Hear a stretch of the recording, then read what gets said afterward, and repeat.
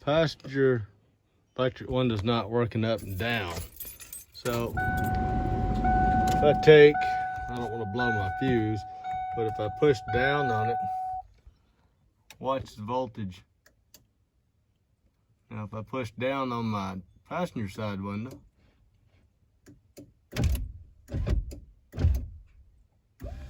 it'll go up, down. This one over here, nothing. So first thing, you know, truck's turned off.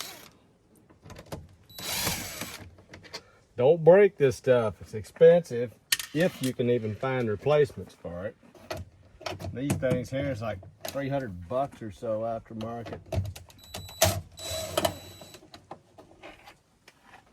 So just take your time.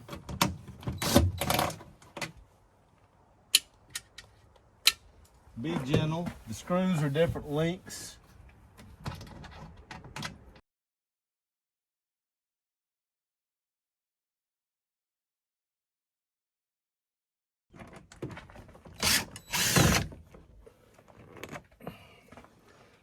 So that one is a different kind of screw for that versus these other ones. A little washer, I can't remember the proper name for them, but that's kind of what I'd call a panhead screw if you had to get one.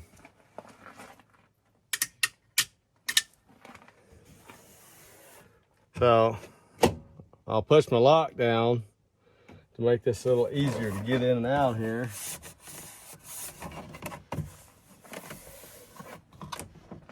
And then I'll have to get, you want to be careful pulling these pieces of body stuff off here. Try to do it without breaking your plastic tabs. Otherwise, you know, auto parts store, Ace Hardware, Amazon or something might have other plastic connectors if you break these. If it's an old truck, you're probably going to break stuff. These here, if you don't want to scratch your paint, wrap you a bunch of tape around there.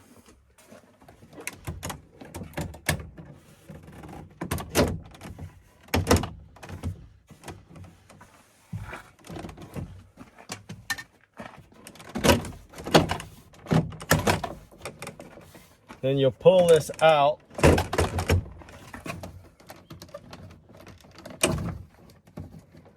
And to get that off there, you know, I guess first off, I could just take this thing here apart and see what gives, but I do believe the switch is working. So I think I've got a ground fault. Earlier I said ground.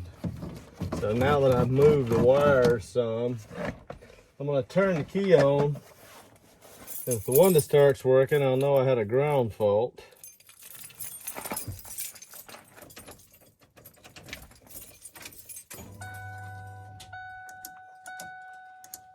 Okay, so something's definitely a ground fault, but it's not in this wire right here. So you can unplug this stuff or stick it down through here. Pull this out. You got this door handle to deal with. Pull up just like that, kind of clockwise a little bit.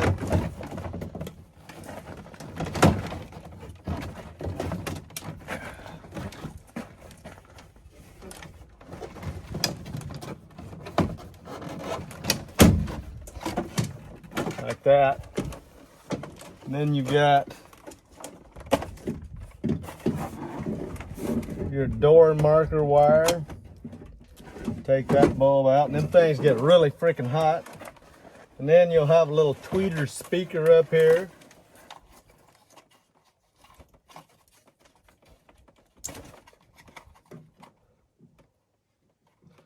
Not the best electrical connectors, but. And then when I'm doing these, I mean, it's red to red, but you know, sometimes I've done these and I'd put a male and a female on there to get you figuring stuff out. And then also checking your polarity of your speakers, because they'll work whether you put the red or black somewhere. So if you're rewiring stuff, you know, you read up on that. So anyway, now we've got this. So I'm just looking, see if anything's damaged here. I don't see any issues physically. So like I said, I'm not doing this very long because if I just keep at it, I'm gonna pop a fuse. But I'll turn this on again, see if I've moved something.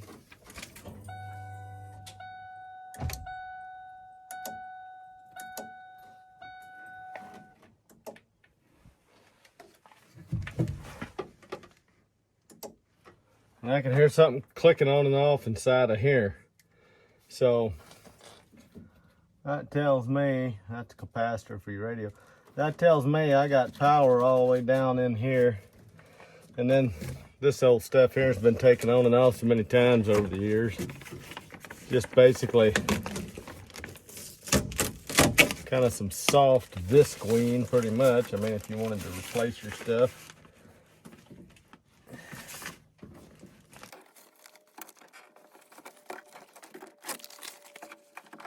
And these wires here go over to your electric door locks. They're working. So now we'll see if we can get you down in here.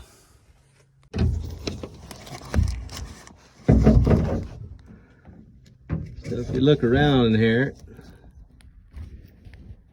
here's your window track speaker over there. There's your door regulator down there, your motor and such stuff, which is going to be right over in this area here. So we'll see what we can find. All right, so we're going to take this, pop that plug out. I wish there was another plug in this wire, but there's not, so.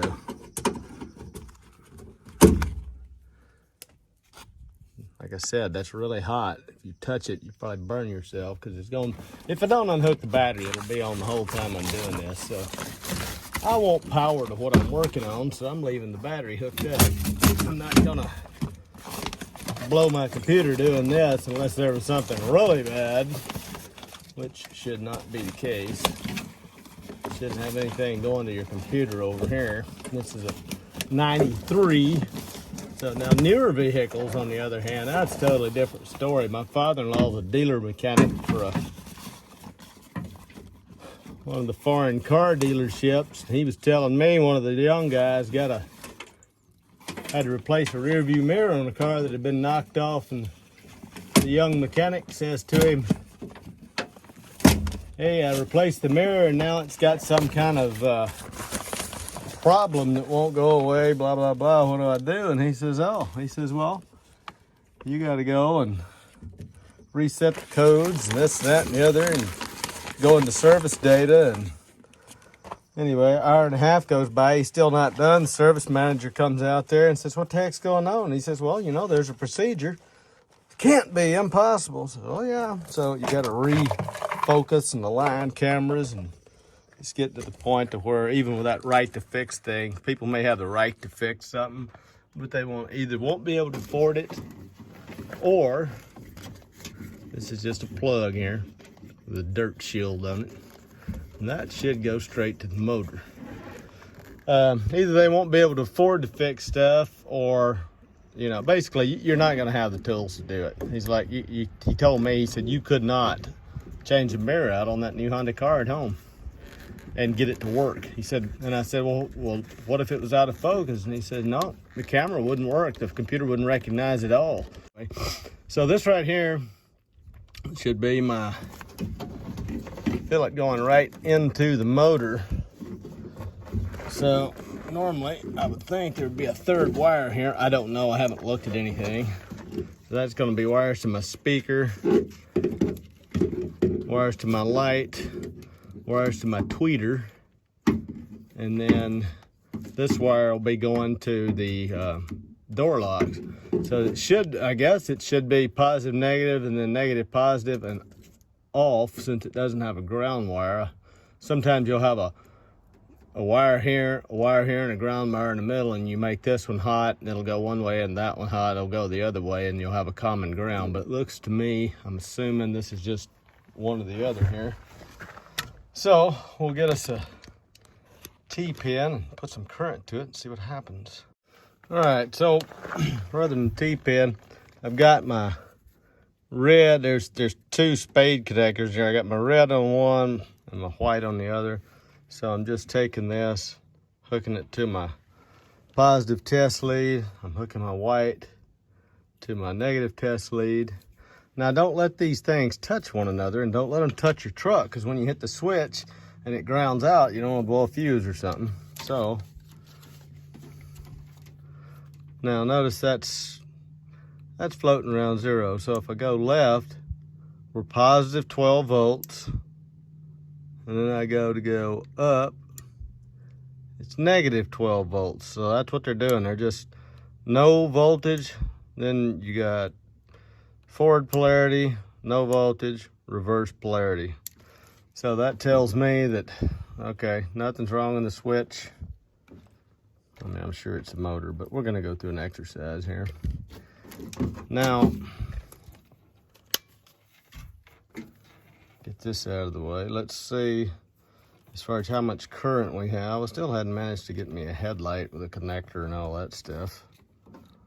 But one day. But I got a test light. So now I'm going to do that with one end. This is just a regular old test light here. So I'm gonna hook my test light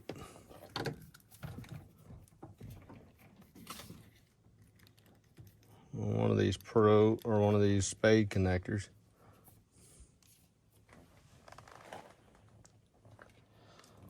Hook my other wire onto the end of my test light. And now when I hit the switch, let's see how bright our test light is. Oh, wrong one. Pretty bright, hard to see, but it's got good power to it.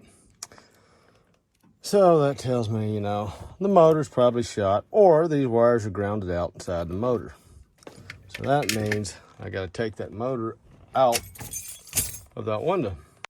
To take this regulator motor out, I don't necessarily have to pull the whole regulator out, we'll see. You see there's a bolt there, there's a hole right there, there's another bolt, and then down here, there's another bolt right there, and those are 5/16. So we'll try to unscrew that thing.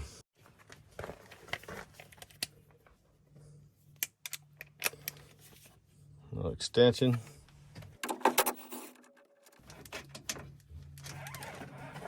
There's one, it looks like about 5/8 inch, maybe 3/4. I'm gonna take the ones that I gotta really reach for first and drop that one in the bottom, you know, it was on purpose, right? And then this other one, this last one, I'll take it out last. Because I didn't want something to flip around and make me drop the one I just dropped.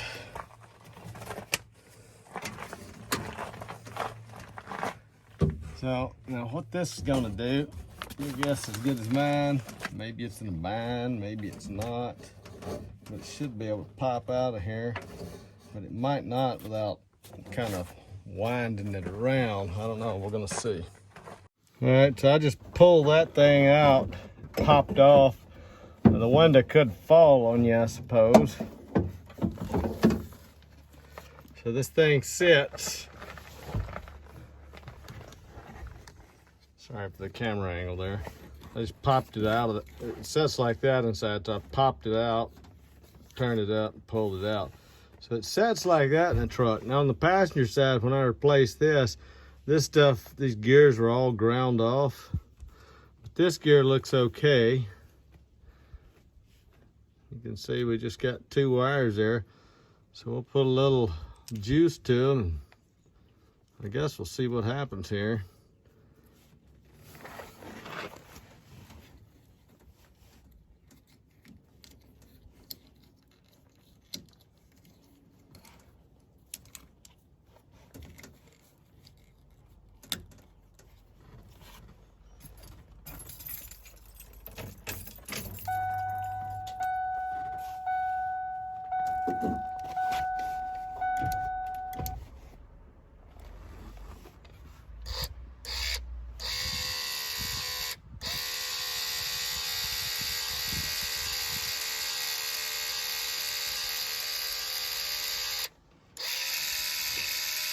It sounds kind of sick.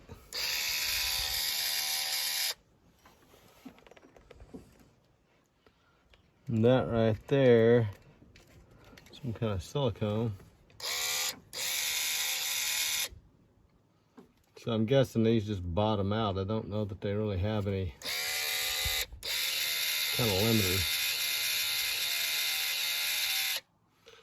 All right. Maybe there's a mechanical issue inside here. And these are rivets too that hold this stuff in. So if you take these out, your window regulator kit should come with some big screws and lock washers and nuts and things like that. So maybe I don't need a new one. I don't know what happened here. And one thing, you're taking these out, be careful not to break stuff. Don't pull things harder than you have to. I pushed that out with my finger, the locking tab, and where I grab this gently is right over that piece of plastic that goes up and down. So that's my strength. You reach in there and grab it off center or something, you're just gonna break it to pieces. I mean, you know, yeah, worst case, you could just put a couple spade connectors on it, but still, you know, there are some tricks to it. It's like these things here, and they'll use them for taking electrical connectors and fuel lines and stuff apart, but these things really pinch hard on the end, and if you're dealing with that tiny little connectors and you pinch those plastic, you'll crush stuff with these. So these things, they're good for a lot of stuff, but be careful. So now I'm gonna see if I can force this window to move up and down. Kind of see what's going on with it here. I don't know if I can get you in a good spot or not.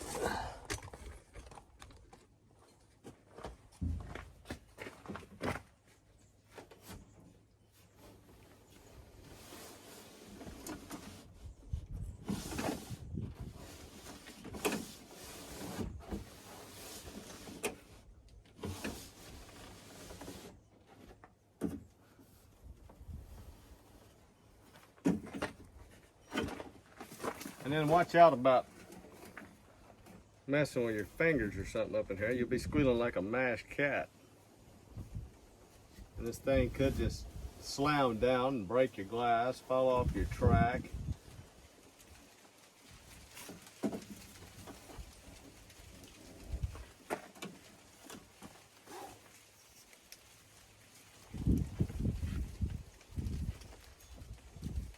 I can't see anything wrong with this at all. So maybe the motor's weak. I guess I'll put it back in, see if it works. If it don't work, I'll just buy another motor. That motor did start sounding kind of rough running. So put this back in.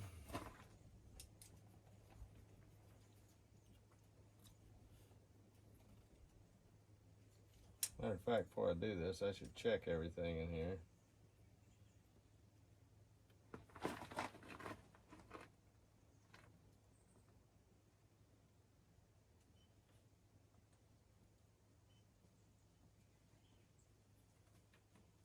That thing could have been bound up. I don't know.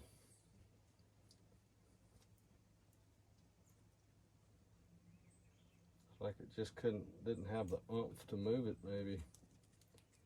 Kind of an odd situation.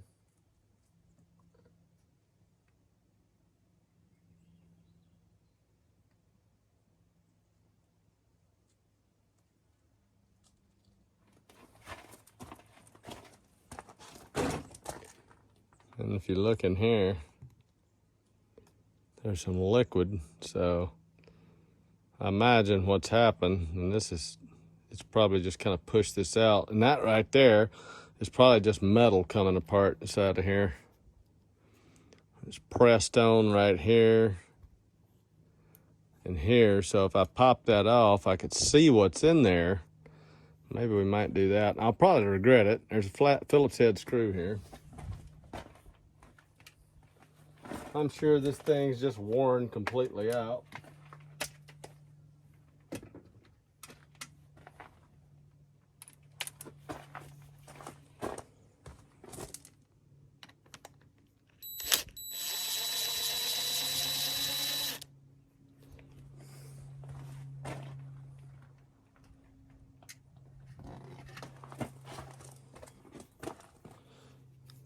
guessing it probably has an O-ring around it or something.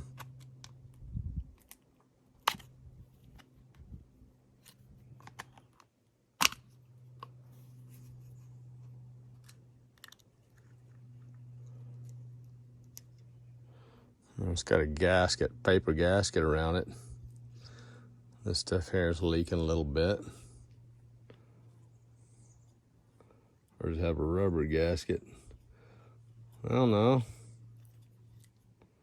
It looks kind of like a, I don't know, it could be silicone or something that failed.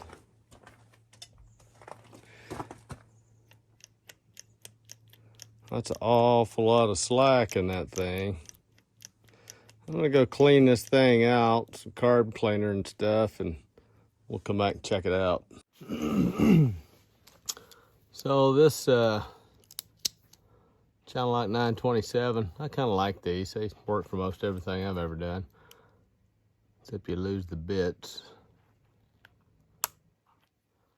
I've seen some of these plastic gears online for sale so you can rebuild them. Original Ford stuff's going to be more expensive, but it might be worth it. I think it's an electric motor issue, but we're going to just look at this. I'm curious, so are you, because if you're watching this far,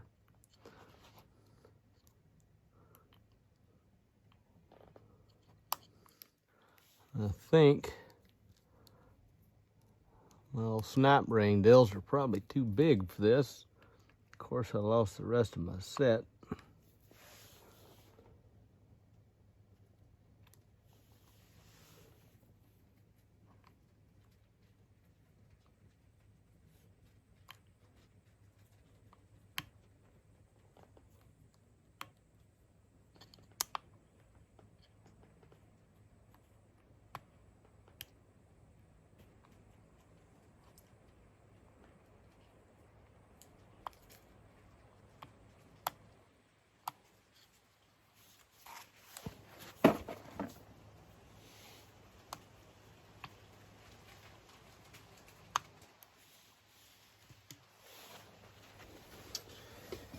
Worse.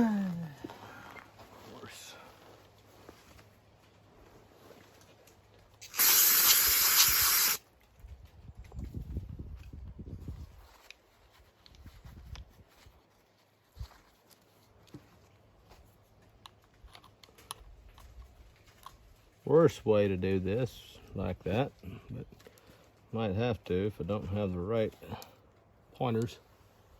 Well, since I evidently don't have enough bits, try these Harbor Freight specials, put them here and do that maybe. I don't know. I just really don't want it to go flying across the yard, because that's what generally happens.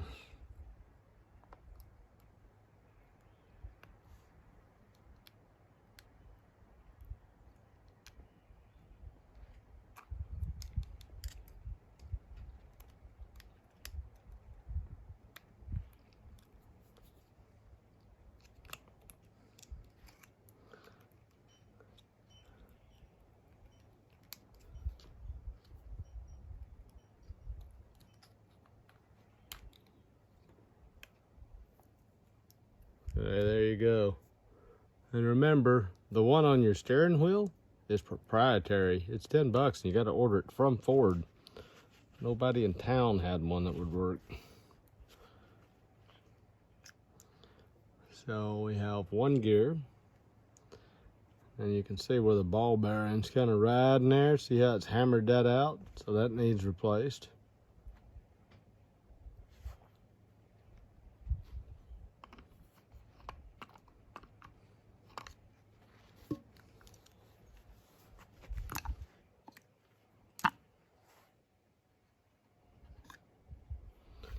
Now we'll clean this off, see what all this looks like. Looks like a bunch of grit in there. Probably that aluminum from that gear right there.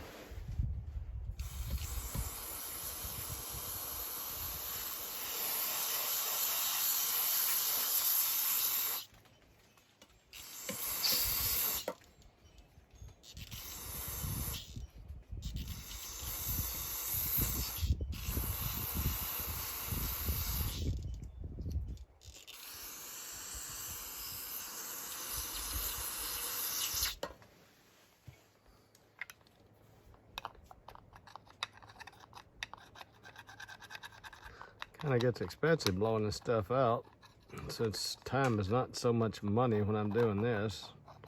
Screw around with it for a minute.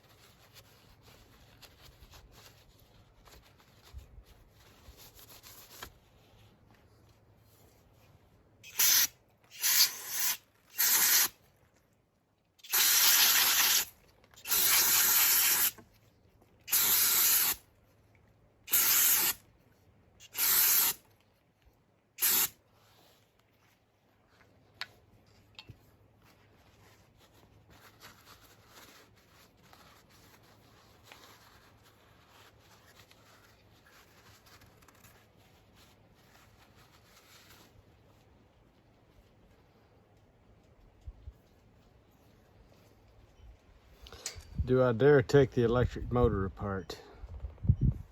I don't know. But this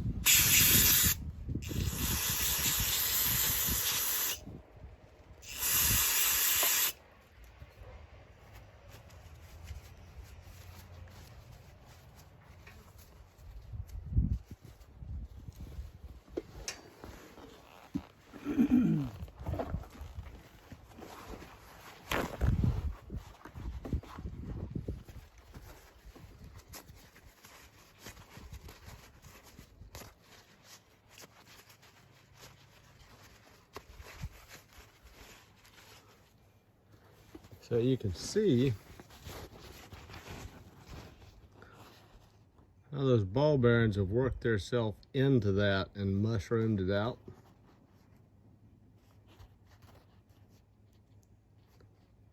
So that's probably the tightening up direction where it's hit over and over and over again.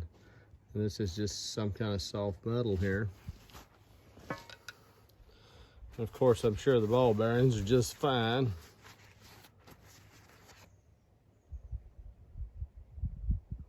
Of course they are. And then what's interesting,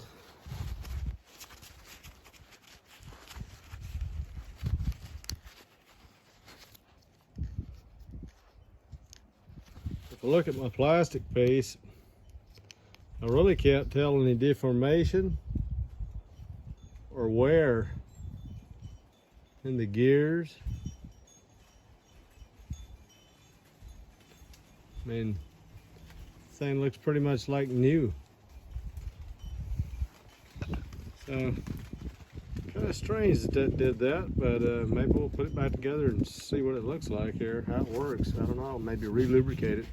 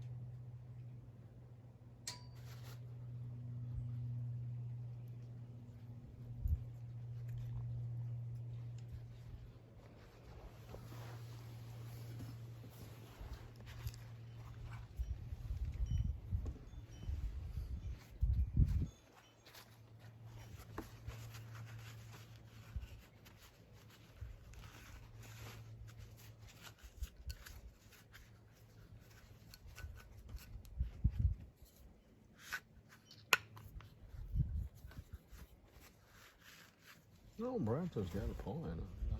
I have a fear of flying. I love space movies, all the stuff. I like to watch them guys do it. Isn't that for me? I'm never leaving Earth, but I'm gonna make it safe as I can. And then I got people to decide, if they won't fly in it, we're not going. And I ain't gonna make them fly. I heard someone says, don't do anything you wouldn't trust your life to.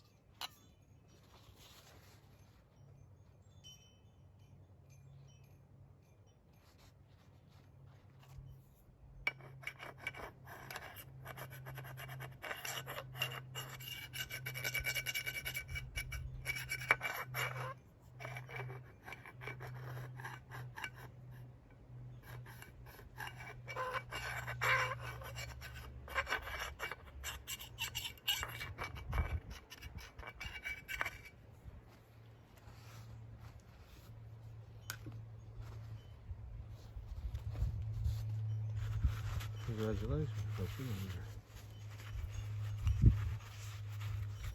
Congratulations on your 55-second flight. Your suborbital 55-second flight. I noticed someone called you astronauts. I wouldn't think you'd be an astronaut unless you were in orbit at least just over more than once around the Earth. Because if you don't go once around the Earth, it wasn't in orbit. It wasn't.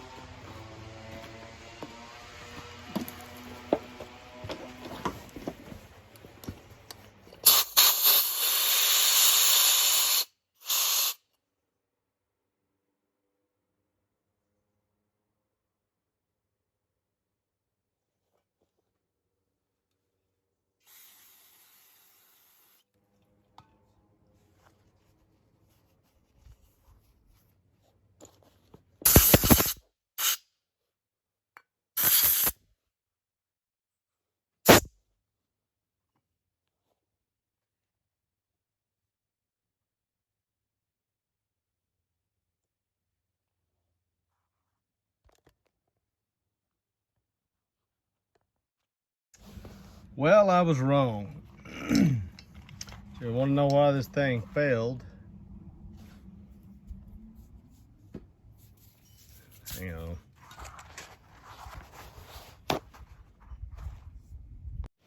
Well, I was wrong. You want to know why this failed? Look at that bearing. It's all dented up, scarred up, gouged up. I mean, it's got deep scratches and grooves in it. You'd think that'd be a stronger bearing, but that right there is what's grinding it away. So even if I lubricated and put it back together, it might work for a while. So, like I said before, if you're working on an old car, call the junkyards once in a while, see if they got one of what you want. And if they do, go out there and buy whatever you can off of it. If you can't buy the whole car, it's like if you need a window, buy a door. Because I needed door glass for my same truck one time. Somebody broke the window out, well, twice. And instead of, the window was like $35, $45, but the door was $55. So I just buy the entire door, and then you've got all the electronics. So it just so happened I had a driver's side door. And this is a remanufactured part, come out of that junkyard door. I just tested it in the truck, it worked good. But there's a warning on here about reading instructions.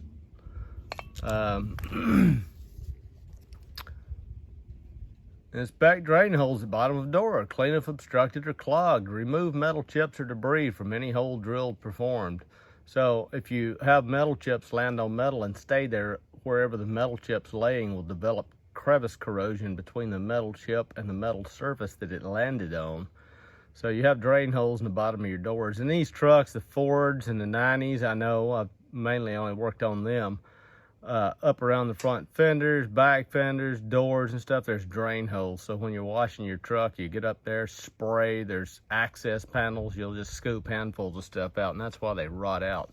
Anyway, we're just gonna use this remanufactured part in the truck and get it fixed. One other thing I just noticed, this must be a Ford thing, so check this out. Tell me, can you tell the difference here?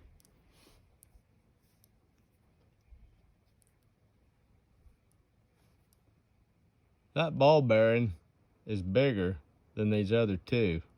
Now, why would anybody design such a thing? But it's definitely larger.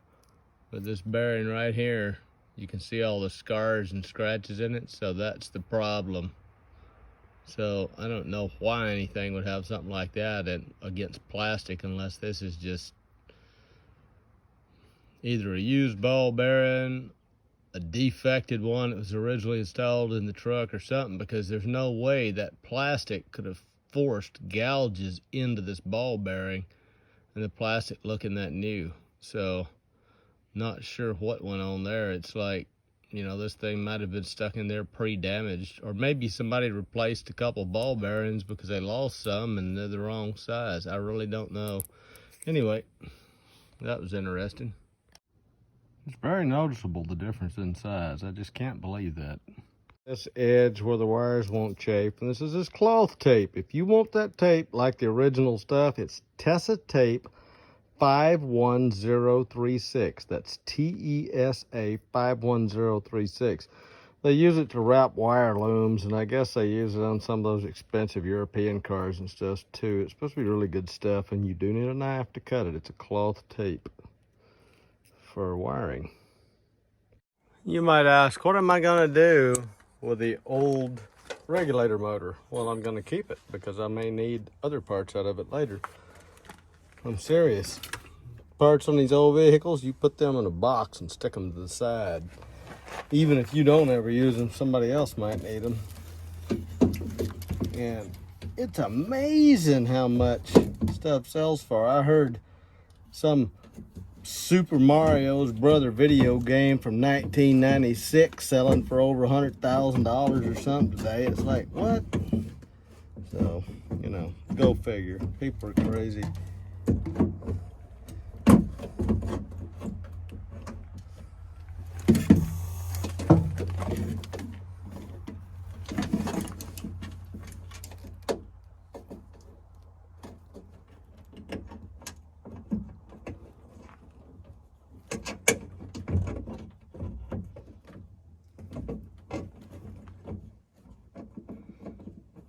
These are kind of a pain, but you start your first screw over here where you can get your fingers in a hole. And it's got a slot right there. At least mine does. I don't know. So it's evidently adjustable to something. And then we will take our other screws.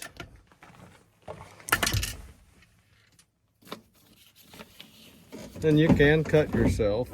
So, but anyway, we'll take our other screws.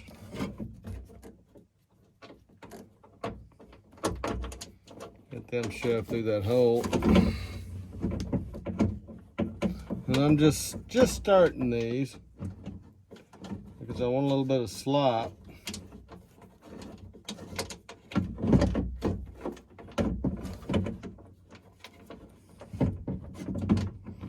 Where I can get this thing in the right spot here in a few. All right, so I held it up flush towards me and it lined everything up. I was able to get that started. But I'm just gonna start it a little ways. We'll leave a little bit of slack in there so I can take my other screw, put my finger down there, and when I'll push this and I'll stop that lip on the sheet metal like that. And then I'll reach my other finger in here, and then when I let go, I can catch that lip on that screw, and then I'll be able to push through while I'm holding it and guide it in to start it. Or at least guide it in that hole and then push the other deal up to start it. The regulator motor assembly, whatever it is. I don't know. Okay, now I'm pushed through all the way. So now I just need to, now I'm pushing against my regulator, so I'll pull this back in place. That lines everything up straight. And now I can start tightening it. So before I do that, while these are still loose, I need to see if this thing is engaged.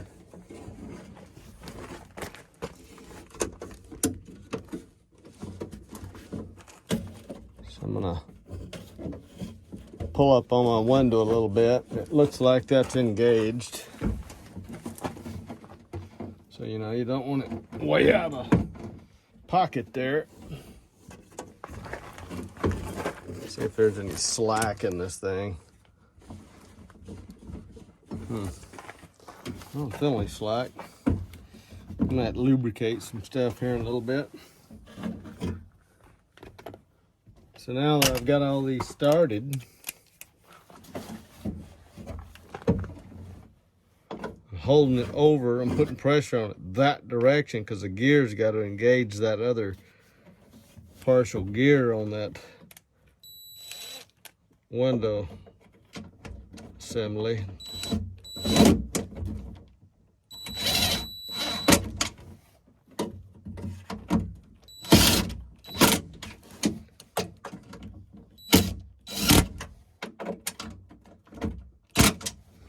And these holes here were drilled in here. I don't know if it's by me or somebody else. I mean, if y'all watch my old videos, maybe I did it, but somebody's drilled these holes in here for access, I think, because they got sharp edges. I found the same thing on that door from the junkyard, so maybe this is a the other one was a replacement motor that came from the junkyard, And now it was on its second motor, and now I'm putting a remanufactured motor in it. So it's probably on its third regulator. I wouldn't doubt it. So now we'll plug this in. And we'll check it. Turn the key on. Get the key out of my pocket or wherever it's at. All right, moment of truth.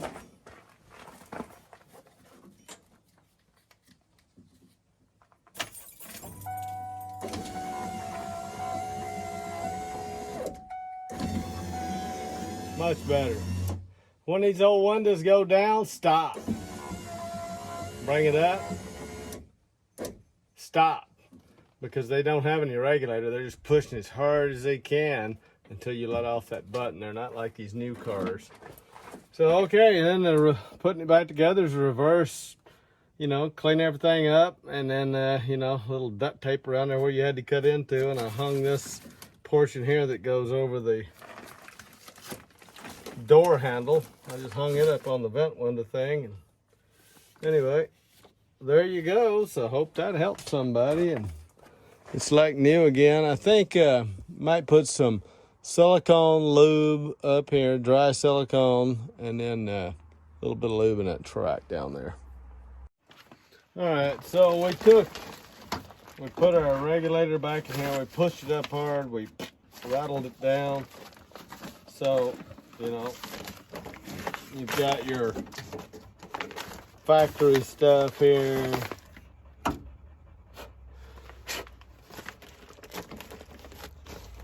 So what we're going to do at this point is just kind of put it back up to where it used to be. Let's just keep dust and stuff out of your vehicle.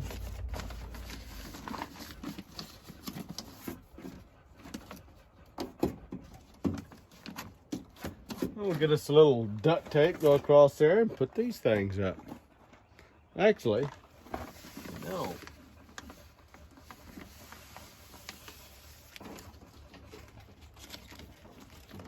This Gorilla Tape might re-stick. I don't know.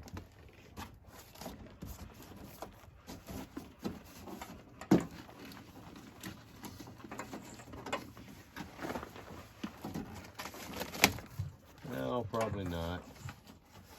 So we'll put that one here. But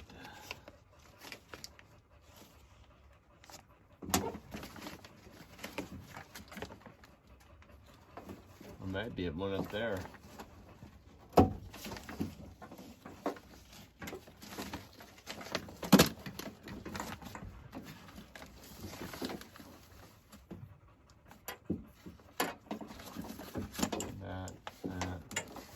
Okay.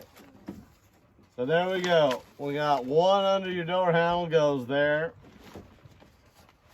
Then we got another one goes over there.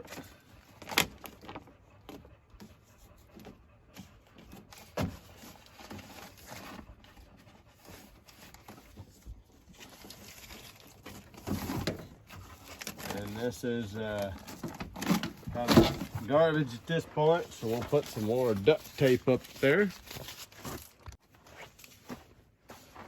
A little bit of 3M tape here.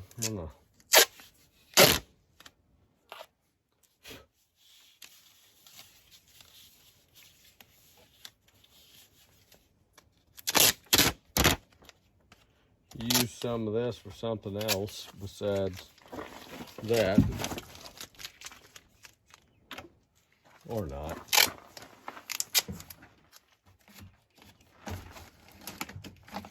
No, I guess.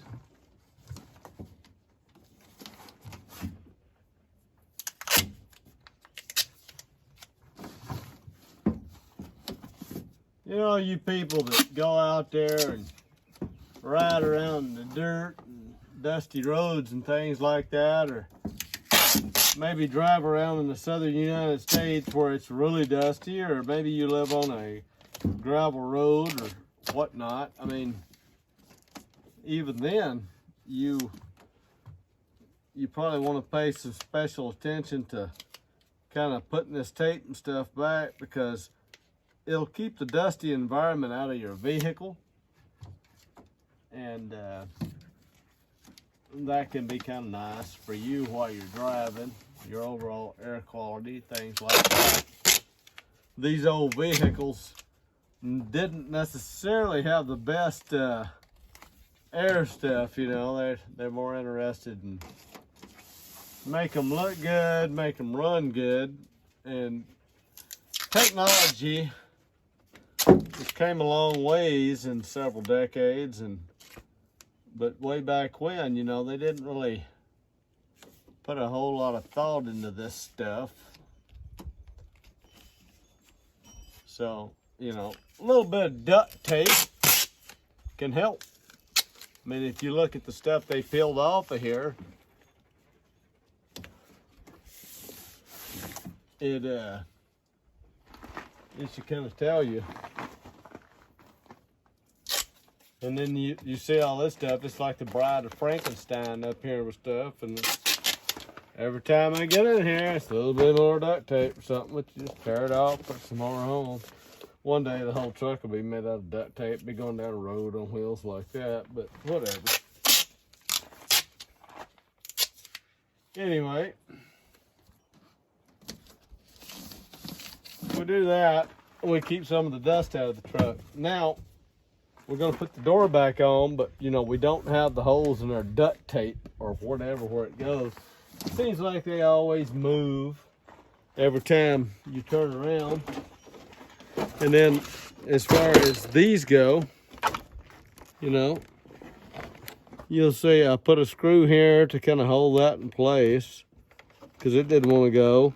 You've got, just in case you hadn't saw my other videos, you see how those go.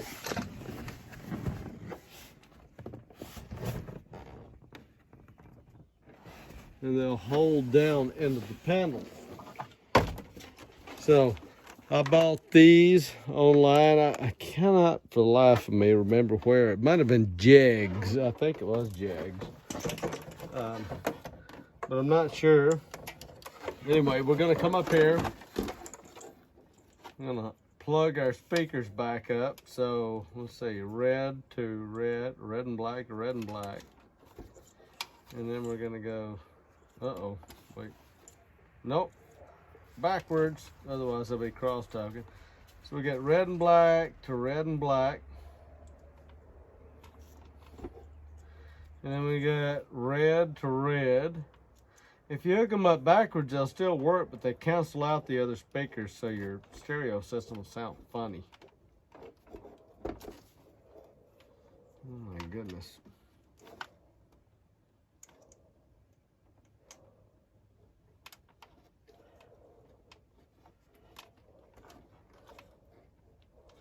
Nope, that is not right.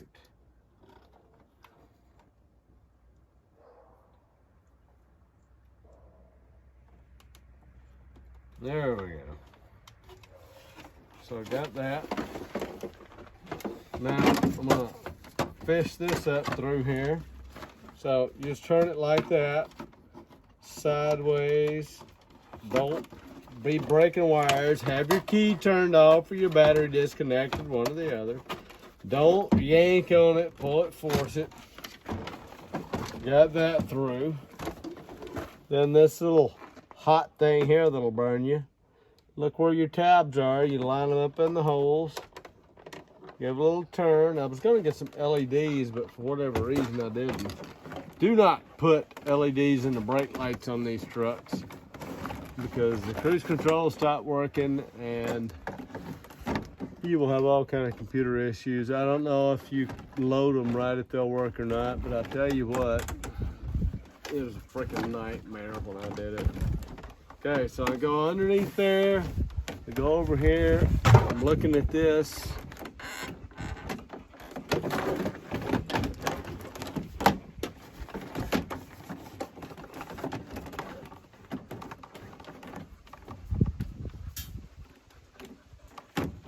Okay, I got my lock in, up here, I'm good.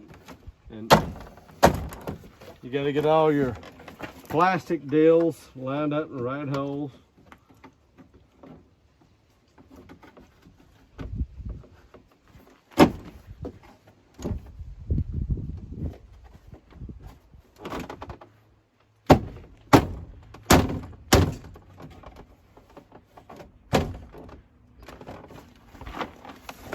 And well, the door handle, that's the other thing. When I put the plastic sheeting on there, I should have put the door handle through the plastic sheeting. Then you pull your door handle up. So there we go. Door handle through the plastic sheeting, like so. Pull the door handle up. Put your finger through there. Grab your door handle. Pull your door handle like you're opening your door. Don't get your stereo wires.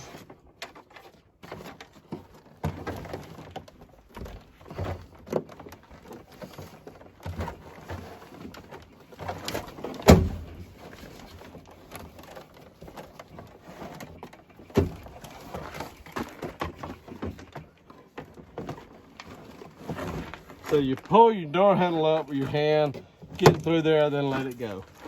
Okay, I'm gonna push the door lock down, come up here, let me go under this.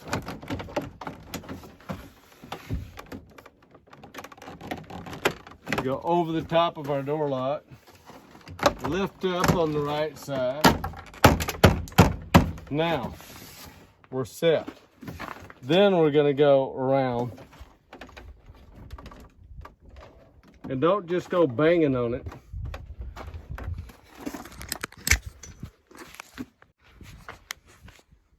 Don't just go banging on it. Got the top of the door set, and you gotta get down here. Fill that. Okay, so that one worked. That one worked. So this one, we're gonna, okay, there's a little bit of a divot right there, you can see. So we back up, we whack them through.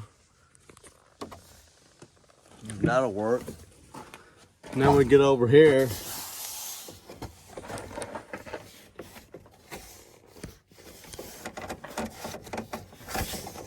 And we just kind of look, so we've got one right there. So there must be another one.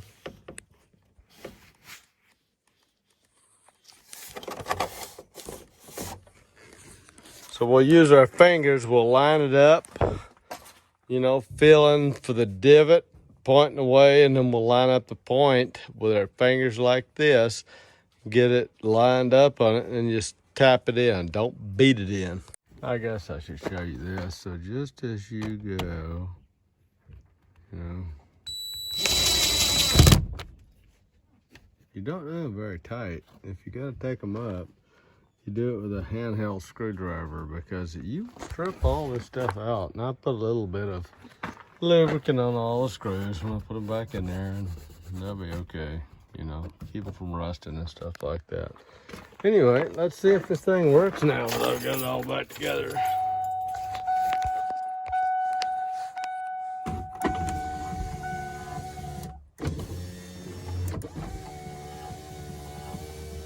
Yeah, it works. So there, hope that helped somebody. Y'all have a great day.